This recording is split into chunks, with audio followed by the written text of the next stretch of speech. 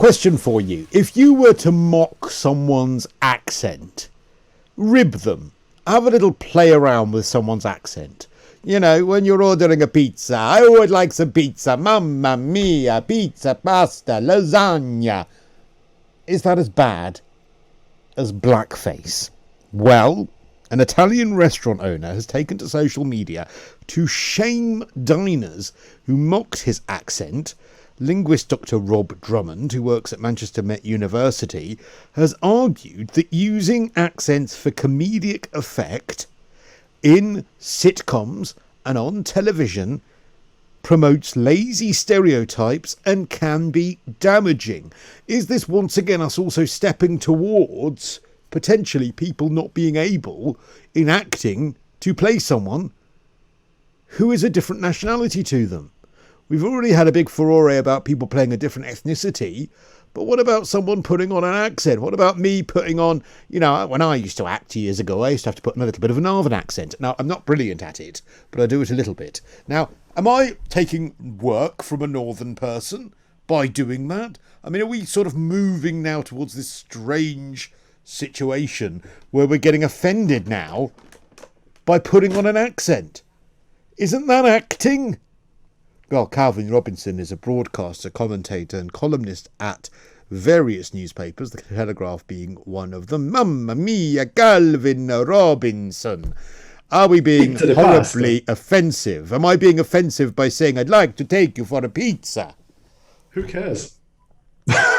Okay, and that's all we've got time for. No, I mean, but are we being insensitive? Because, you know, I mean, I look at my dad, right? My dad has got a very, very thick Greek accent, and he used to find characters like Stavros hilarious. Manuel in Fawlty Towers, of course, you know, Spanish, not Greek, but he rolls around laughing at people like him. But nowadays, you've got people saying, well, actually, no, that's offensive. I mean, are we missing something? Well, of course, because it's people like Dr. Drummond who are being offended on other people's behalf, as is always the case. Like you, I've got a diverse family. My mother's from the Midlands, so she'll say things like, "Hey up flower," or "Hey up my petal, you're 8."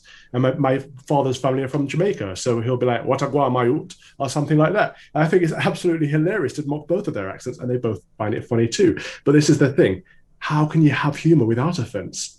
How can you have jokes that aren't like risky, aren't taking a chance on something? It'd be boring as hell, wouldn't it? Comedy without causing any kind of offence. Granted, but then again, you know, would it be wrong to say that there aren't some rules? So, for instance, if there are historic racial connotations of, say, white people taking the mickey out of Indian people's accents because of a period in our history, perhaps, where there was that kind of racism in our society, are there different rules when it comes to sort of historic prejudice being involved? Because I'm putting on, you know, an Italian accent on the radio. I would be far less comfortable, and I doubt I would, put on an Indian accent on the radio because of the historic connotation. So there are certain boundaries, or are they ridiculous as well?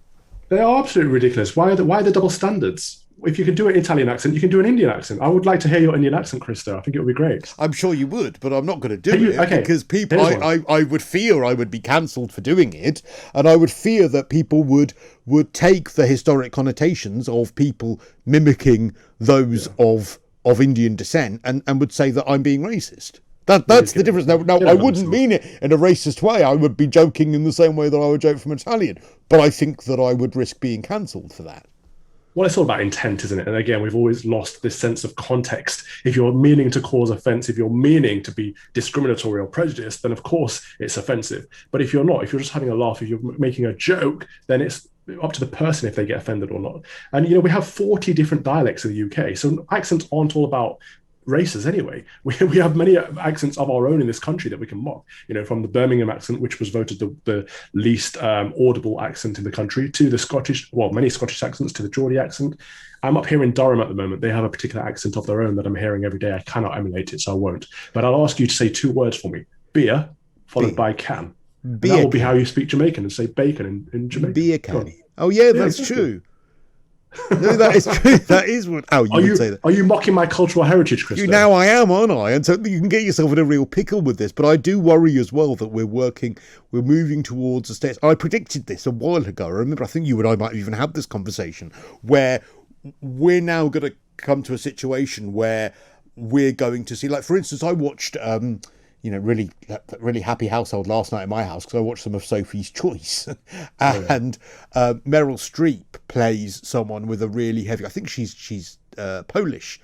Sophie is Polish, the character in Sophie's Choice, and brilliant. I mean, her accent is absolutely flawless in it, but we're moving towards a situation where that's going to be deemed offensive one day, isn't it? And that was taking work away from someone who was genuinely from the country that she was mimicking. Perhaps, but it's a skill and a talent in acting, and I think we should appreciate that. But in comedy, it's something else. But he references acting. I mean, a comedy is acting. I mean, that's where we're heading. I 100% predict that we are heading to the fact that to a time where someone is going to Oscar-winning performances of people putting on accents, like Meryl Streep, who won an Oscar for Sophie's Choice, that is going to be seen as offensive in years to come. I guarantee it. No, it will be, absolutely, if it's not already. I'm sure that many people out there taking offense at that right now. But so what? As I said at the beginning of this chat, we've got to stop worrying about the people that are offended by everything, because they're not us and they're not the majority, and they can't dictate to us. And it's mostly people that are offended on other people's behalf. And again, in comedy, the subject of the joke is not usually the target of the joke. So even if you are using someone else's accent, often comedians are taking the mick out of people who are offensive to people with that accent or cannot understand people with that accent. It's usually the target is someone else, not the person with the accent. So we have to remember that as well. What about Manuel, though? Because Manuel in Fawlty Towers, who is referenced in this, some people will say, I happen to disagree, I think Manuel is one of the greatest comic characters of all time. But some people are going to say, well, look, doesn't that perpetuate a lazy stereotype of the person who can't speak English who's a bit stupid? Stereotypes are hilarious. That's why they're in comedy, because we know that normal people aren't like that. But the stereotype does come from somewhere, so it has an influence in what we see around us. So we're self-denigrating when we're laughing at stereotypes. We're not saying, all people are like that. We're saying, we are silly for thinking that most people are like that. That's the point. Again, subject versus target of the joke. But then where does that fit in with blackface? Because is blackface ever acceptable if your intent is not to be offensive? I mean, I wouldn't particularly find it that funny, but I wouldn't be offended by it. I'm sure there are many people that would be, but one of my favourite sitcoms of all time, I mean, it is probably my favourite sitcom of all time, is Nighty Night. I don't know if you've ever seen it, but it's with Julia Davis, who is an absolute comic genius. And there is a scene with a character in Nighty Night in the second series where Mark Gatiss plays someone in blackface. And he's doing it because he's covered himself in soot, because he's a white man who has very, very curly hair, and he thinks it's going to make him less visible to the police. It's the most ridiculous, and he's wearing a sailor suit. I mean, it's the most ridiculous, absurd storyline in the world, and of course he doesn't look like he can hide from the police, but that's going to end up being cancelled as well. Look, I think if you're painting your face black in order to cause offense and being rude about it, that's one thing. But if you're Robert Downey Jr. in Tropic Thunder, it's part of the comedy, it's part of the sketch, it's funny. So of course there's a place for it. White Chicks I find it an hilarious film, the opposite of blackface, whiteface. If it's okay to do something one way, it should be okay to do the other. Well, the only reason people get angry about White Chicks is because the equivalent would be absolutely condemned. I've no problem with White Chicks if those are the rules, but if the rules are that you can't dress up in a different ethnicity, well, then no one should be able to. I agree.